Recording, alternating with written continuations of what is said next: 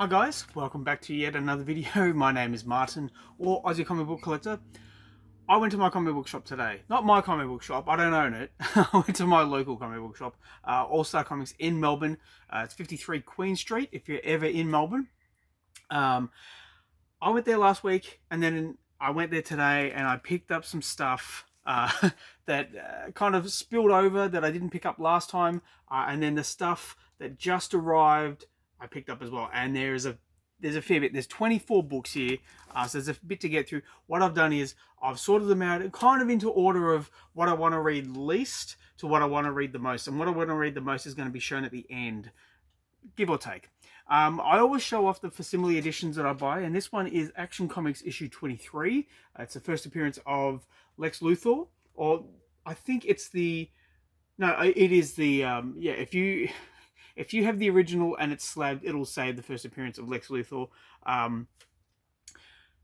was talking to the guys at All Star, and I was saying, what's it been like? And they've said it's been very busy, and they think it's due to the strength of the Superman movie, because they've been selling a lot of Superman stuff, which is fantastic.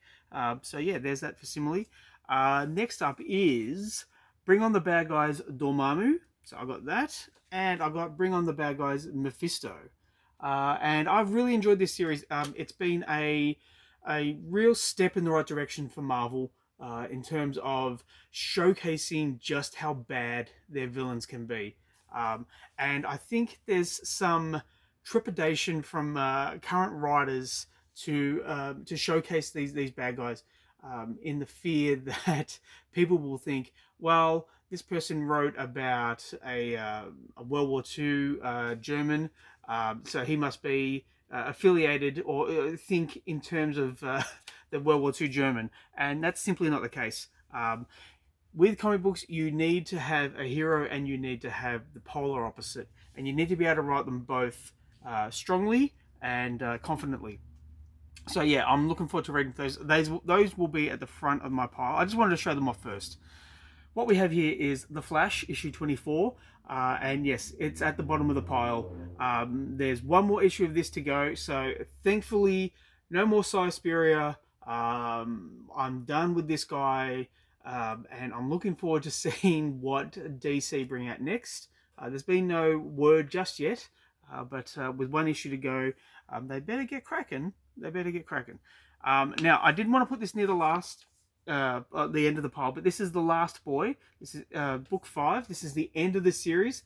It's been very interesting. Dan Personian has done the writing, and he's done the covers. So it's Peter Pan, but a different version of Peter Pan.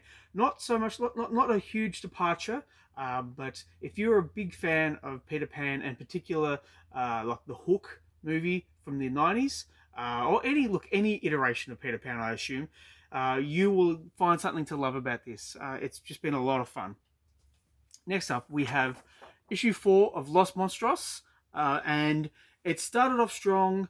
The second issue was just as good. The third issue kind of meandered a little bit, so this is the final issue of the series. I'm hoping to see the storyline, the setup from issue 1 being resolved with this issue. But I guess we'll find out when I read it. Well, I'll find out when I read it. You guys can read it at another time. Next up, we have issue 3 of Biker Mice from Mars. This is an ongoing series by the Nacelleverse. And what can I say about it? Look, I'll show you. Look, the artwork is just incredible. Daniel Gete, Gete, is doing the artwork, and it's immensely detailed, and it's so much fun. It's more fun than it has any right to be. Next up is Teenage Mutant Ninja Turtles Shredder. I don't know anything about this. I just saw it on the solicitations and I jumped at it. So yeah, we will see what that is all about. Next up, I toyed up, should I get this or not? Obviously I have. It's Venom Black, White and Blood, issue 1. And the reason why I didn't want to get it is because Ryan North is involved. And I just find him to be a very boring writer. He can take a visually interesting concept like Venom and then just suck the life out of it.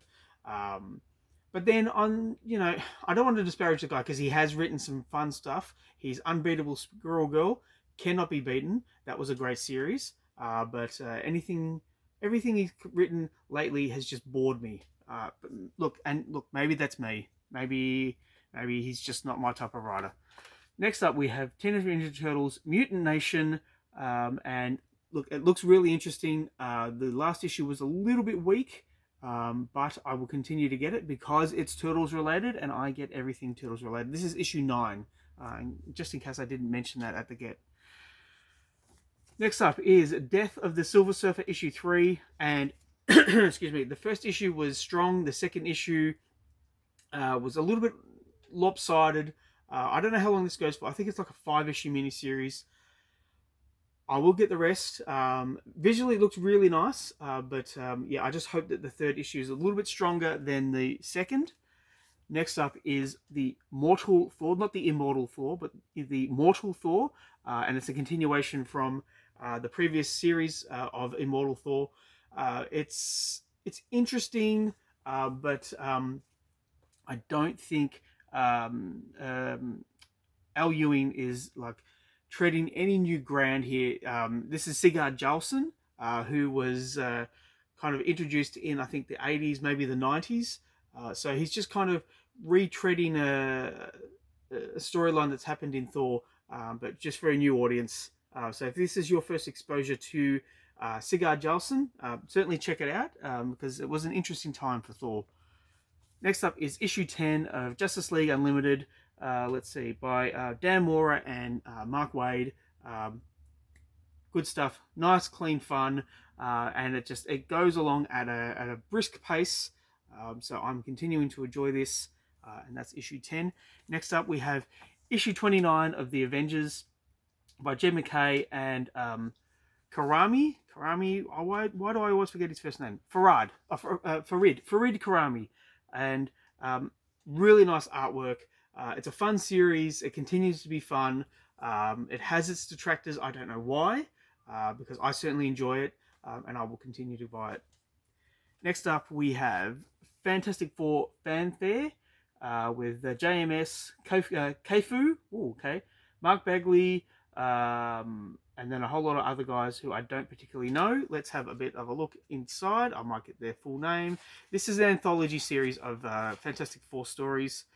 So let's see. Yeah, JMS, Greg Wiseman, Mark Waid, Keifu, as I said, Daniel Warren Johnson. There we go. Daniel Warren Johnson.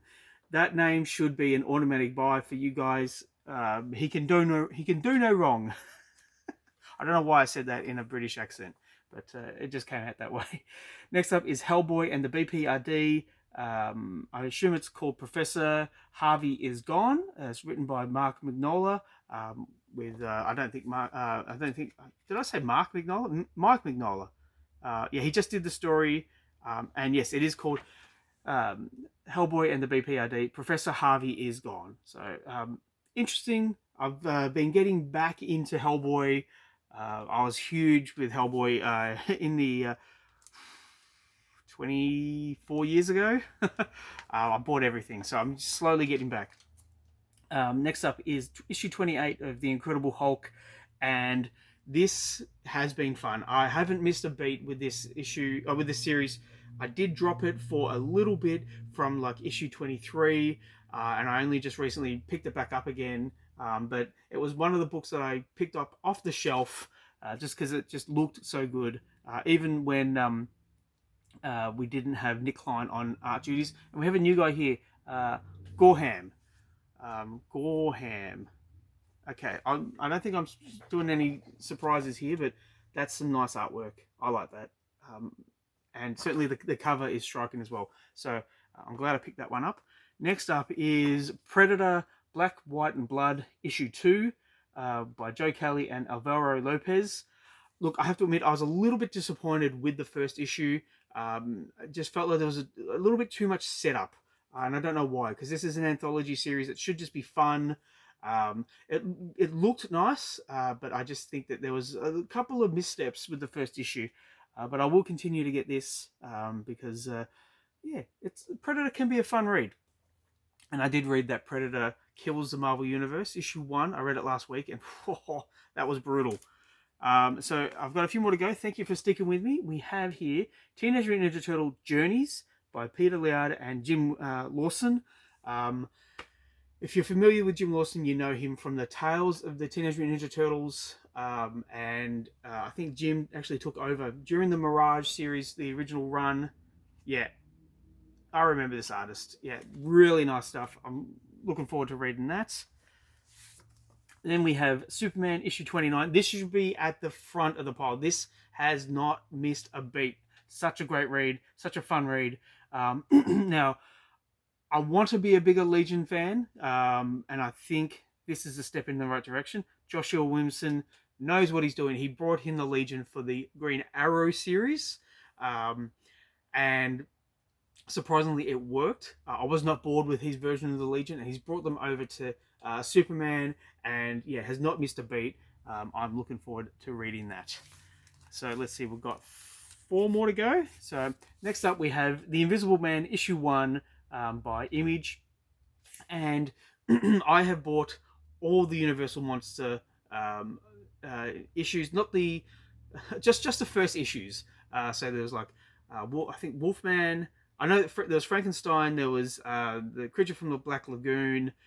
There was the Mummy. I wasn't too impressed with the Mummy. It was a little bit, but yeah, I saw this and I went, "Yep, The Invisible Man. I've got to check it out." So looking forward to reading that. Now this one. Why did I put that at the end? Okay, sorry. This one, Doomed 2099, by Frank Thierry, and this has it's got Ravage in it. Not once but twice. I've checked it out already. I knew he was going to be in it because someone on the 2009 Facebook group spoiled it. I don't mind. It's okay. I saw my boy Ravage in here, and I was like, yes. I knew this was going to be good. Frank Thierry can tell a really fun story, and I really think this will give the One World Under Doom story a real kick in the bum because it has been a slog of a book. Slogan of an event, just a nothing event for Marvel, and I hope that they realize that it's a nothing burger, and I hope that next year or even into the US winter, our summer, the Aussie Australian summer, their next event is going to be something that actually has some meaning, has some weight to it. Actually, it's the Age of Revelation, and I did read the first issue of that. It looks like a good read, but I just think maybe they've gone too much in terms of the how many miniseries they have coming out. But yeah, the One World Under Doom has been a bit of a dog. So I'm looking forward to reading this because I'm almost guaranteed it's going to be a fun read, and it does have Doom 2099 back, and you can never go wrong.